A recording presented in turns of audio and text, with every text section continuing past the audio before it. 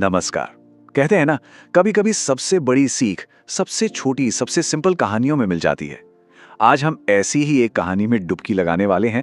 एक ऐसी कहानी जो शायद हमारी मुश्किलों को देखने का पूरा नजरिया ही बदल दे। तो चलिए शुरू करते हैं। हमारी कहानी शुरू होती है एक अंधेरी बिल्कुल सुनसान सी गली से।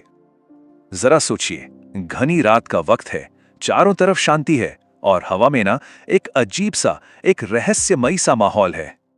और इसी अंधेरे के बीच हमारी कहानी का मुख्य किरदार सामने आता है, एक बुजुर्ग आदमी। वो ना सड़क पर झुके हुए हैं और बड़े ध्यान से, मतलब पूरे कंसंट्रेशन से कुछ ढूंढ रहे हैं। अब उन्हें ऐसे देखकर किसी को भी उत्सुकता होगी ना कि भैया आखिर चल क्या रहा है, ये क्या ढूंढ रहे हैं।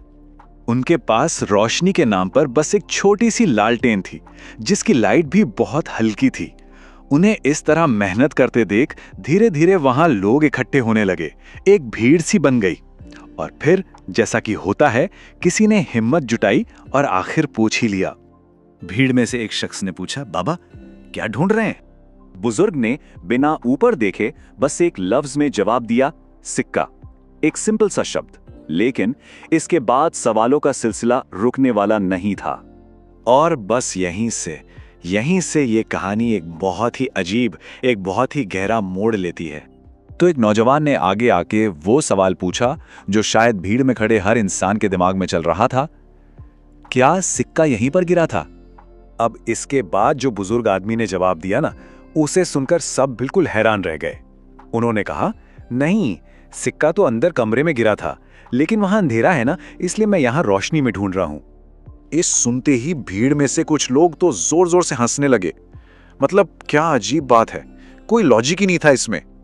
पर इस पूरे हंगामे के बीच वो बुजुर्ग आदमी बिल्कुल शांत थे, एकदम शांत। तो अब सवाल ये उठता है कि इस अजीब सी, बेमतलब सी लगने वाली बात के पीछे आखिर गहरा राज क्या था? यही है रोशनी का भ्रम। देखिए, हंसी तो भीड़ की थी, पर जो समझ थी ना, वो उस बुजुर्ग आदमी के पास थी। वो कुछ और ही इशारा कर रहे थे, कुछ बहुत गहरा समझाने की कोशिश कर रहे थे। इस कहानी को ना अपनी जिंदगी से जोड़कर देखते हैं। जो खोया हुआ सिक्का है वो हमारी असल प्रॉब्लम है।